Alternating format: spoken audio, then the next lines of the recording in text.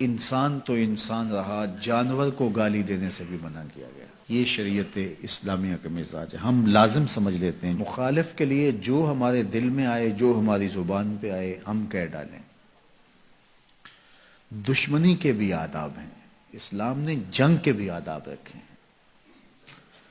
تو اس سے اس کو جو نقصان ہوگا وہ تو ہوگا ہی، اپنے آپ کو آپ برباد کریں گے۔ اگر کوئی شخص اپنے دشمن کو گھر میں بیٹھ کے گالی دیتا ہے تو اس کے اپنے بیٹے بے حیا ہو جائیں گے۔ میں اگر استاد ہوں اور کلاس میں بیٹھ کے اپنے مخالف شخص کے لیے غلیظ گالیاں دیتا ہوں، گندی گالیاں دیتا ہوں، تو ان کے لیے تو نفرت کے جذبات میں پیدا کرنے کی کوشش کرتا ہوں، لیکن میرے حلقہ تلمس میں بھی گندگی، غلاظت، گالی گلوچ کا کلچر عام ہو جائے گا، اور پھر جو لہجہ اوروں کے لیے استعمال کرنے کا میں نے مزاج دیا ہے وہ ہم آپس میں بھی کرنے لگ جائیں گے۔ اگر یہاں بیٹھ کر کے مہذب اور شائستہ بات کرنے کا مزاج آپ کو دینا چاہوں تو آپ ایک مہذب اور شائستہ مزاج کے سانچے میں ڈھلیں گے اور پروان چڑھیں گے اور ایک صالح معاشرہ ترتیب پائے گا۔ لیکن اگر میں یہاں سے گالیاں دوں گا، وہ کسی نے کہا تھا نا کہ چوں کفر از خانہ کعبہ برخیزت کجا ماند مسلمانی، جب منبر سے گالی میں دوں گا تو پھر آپ کیوں نہیں دیں گے؟ آپ تو ثواب سمجھ کے دیں گے۔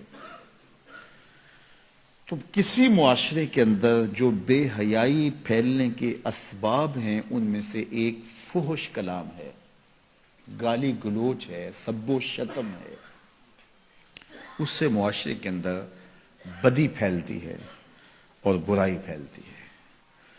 اللہ کے محبوب علیہ الصلوۃ والسلام نے فرمایا کہ مومن گالی دینے والا نہیں ہوتا۔ زبان کی شائستگی، لہجے کا حسن ہمیں اسلام نے سکھایا ہے۔ حضور بولتے تھے، منہ سے پھول جھڑتے تھے۔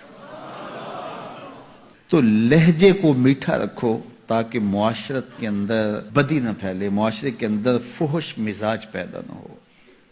بعض اوقات ہم سمجھتے ہیں یہ معمولی بات ہے، لیکن اس کے اثرات بڑے دور رس اور گندے ہوتے ہیں۔ آج کل وہ لطیفوں کا دور چلا ہے کہ جب سے یہ واٹس ایپ اور دیگر چیزیں آئی ہیں تو جو جس کے پاس آتا ہے اس کو آگے بڑھا دیتا ہے، اور گروپ کے اندر بیٹی بھی ہوتی ہے، گروپ کے اندر بیٹے بھی ہوتے ہیں، اس گروپ کے اندر اس کے دوست بھی ہوتے ہیں، بعض اوقات بزرگ بھی ہوتے ہیں، تو ہر چیز ہر ایک کو بھیجنے والی نہیں ہوتی ہے۔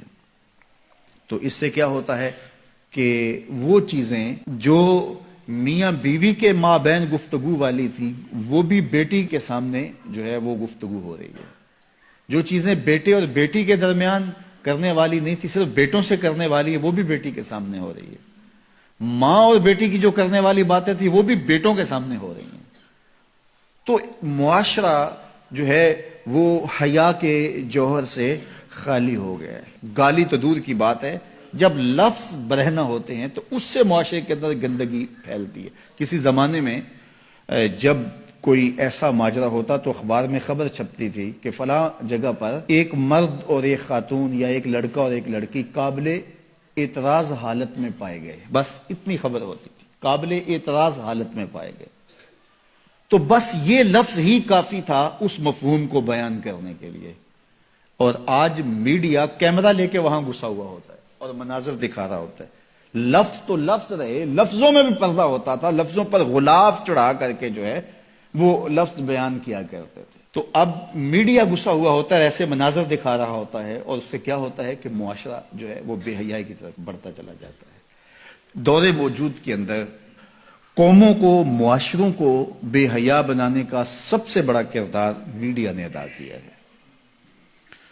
الیکٹرانک میڈیا سے پھر آگے سوشل میڈیا نے اس کردار کو مزید زیادہ ادا کیا، اور اس کا نتیجہ کیا ہوا کہ وہ حیا کا جوہر جو مومن کی زندگی کا اجالا تھا، جو مومن کی زندگی کا نور تھا، آج وہ حیا باقی نہیں رہا۔ نہ آنکھوں میں حیا رہا، نہ خیالوں میں پاکیزگی رہی، نہ سوچوں میں نور رہا، نہ طرز زندگی میں، نہ لباس میں، نہ وضع قطع میں۔ تو یہ حیا کا نقصان ہو جانا کوئی چھوٹا نقصان نہیں، چونکہ میرے حضور نے ارشاد فرمایا حیا اور ایمان جڑے ہوئے ہیں، جب حیا جاتا ہے تو ایمان بھی جاتا ہے۔ اب اس حدیث کی سمجھ آئی کہ میرے حضور نے فرمایا ایک وقت آئے گا اسلام کا صرف نام رہ جائے گا، قرآن کے صرف حرف رہ جائیں گے۔ اپنی اولادوں کو، اپنی نسلوں کو، اپنے آپ کو حیا کے دائرے میں رکھو، یہ بہت بڑی دولت ہے، یہ بہت بڑا سرمایہ ہے، اگر یہ لٹ گیا تو پھر کچھ بھی باقی نہ رہا۔